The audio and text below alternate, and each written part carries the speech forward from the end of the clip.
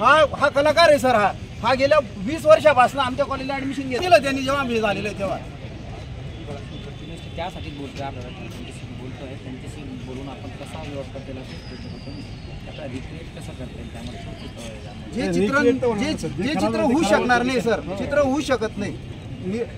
एकदा चित्रकाराने चित्र पूर्ण केलं की त्याची नाळ कापली जाते। पूर्व जन्माला येतं त्या पद्धतीच्या चित्राची आहे। ज्यावेळी चित्र पूर्ण होतं त्याच्यावर सही झाली की ते चित्राचा आणि चित्रकाराचा संबंध तुटतो। ते चित्र नवीन निर्माण होऊ शकत नाही। मोनालिसाचं चित्र तर चित्र निर्माण होऊन गेले असते ना आतापर्यंत। लिओनार्दो दा विंची सगळे जन्माला येऊन गेले असते, पिकासो जन्माला येऊन गेले असते, आतापर्यंत आलेले आहेत का? मग ही जे झालेलं आहे ही परिस्थिती अतिशय वाईट आहे। या ठिकाणी याची दखल घेतली गेलेली नाही आहे प्रशासनाच्या वतीने। आम्हाला स्टॉल दिला गेला, आम्ही तरी पण तुमच्याशी कॉन्टॅक्ट करून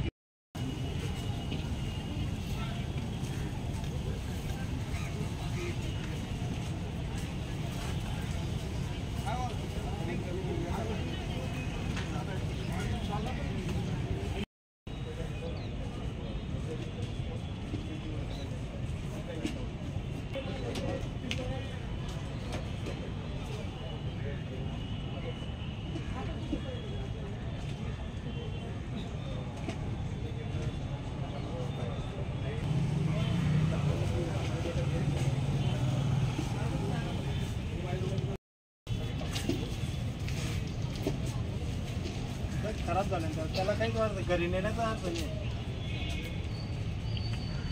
वॉटरप्रूफ पाहिजे होता म्हणतो सर। या ठिकाणी एक महासंस्कृती एक शासनाचा एक सुस्त उपक्रम होता। तर या ठिकाणी ॲक्च्युली आम्हाला तर एक स्टॉल मिळालाच नव्हता, पण आम्ही प्रयत्न करून एक आमच्या धुळे जिल्ह्यातील जे कलाकार आहेत 12 कलाकार एका स्टॉलमध्ये होते आणि बाकी ठिकाणी एकच स्टॉल एका कलाकाराला दिलं, तरी पण आम्ही मान्य केलं आणि आमची कला प्रदर्शित केली। आता या ठिकाणी आम्ही ओरिजिनल पेंटिंग प्रदर्शित केली। सगळे जे कलाकार आहेत धुळे जिल्ह्यातील, जे अपकमिंग कलाकार आहेत किंवा जे प्रोफेशनल कलाकार आहेत धुळे शहरातले किंवा धुळे जिल्ह्यातील, तर त्या कलाकारांनी सगळी तर कला प्रदर्शित केली होती, ओरिजिनल पेंटिंग प्रदर्शित केली होती। पण आज अचानक दुपारी 4च्या सुमारास एक मोठा पाऊस आला आणि त्या पावसामध्ये सगळे पेंटिंग भिजून खराब झाले।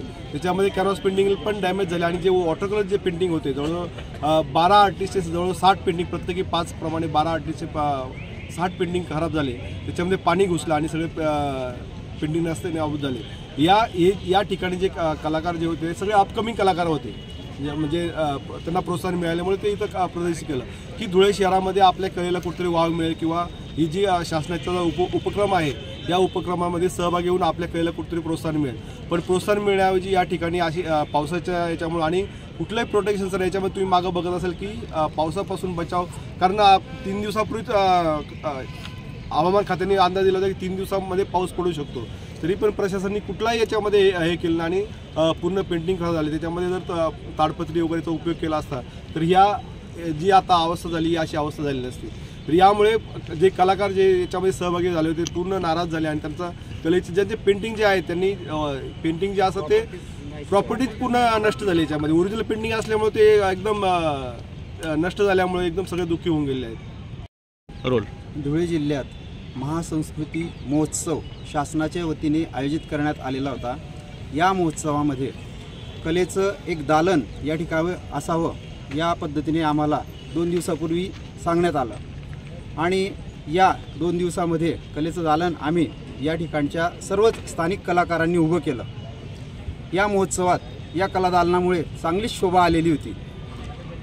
दुपारी आलेल्या या अचानक पावसामुळे आमच्या सगळ्या मास्टर पेंटिंग्स म्हटले जातात की एका चित्रकाराकडनं वॉटर कलर, ॲक्रेलिक कलर किंवा पोस्टर कलरच्या माध्यमातून जी चित्र होतात ती एका वेळेस एकच चित्र होतं आणि ते अजरामर चित्र असतं, पुन्हा चित्राची निर्मिती होऊ शकत नाही। अशा स्वरूपातली ओरिजिनल चित्र जी या ठिकाणी लावलेली होती ती सगळी आमची खराब झालेली आहे।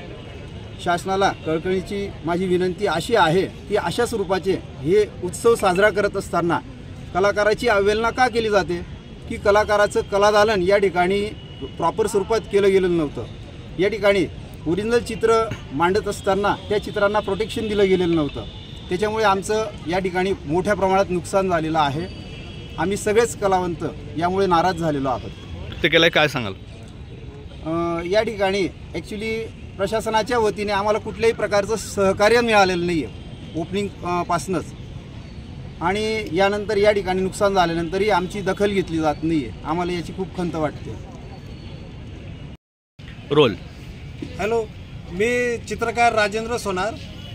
महाराष्ट्र शासनातर्फे धुळे येथे प्रशासनातर्फे महासंस्कृती महोत्सव आयोजित करण्यात आलेला होता. या ठिकाणी प्रशासनाने वॉटरप्रूफ मंडप न टाकल्यामुळे सर्व चित्रकारांचं नुकसान झालेलं आहे. 3 दिवसापूर्वी वेधशाळेचा अंदाज होता की पाऊस पडण्याची शक्यता आहे, पण तरीसुद्धा तशी काही खबरदारी घेण्यात आलेली नाही.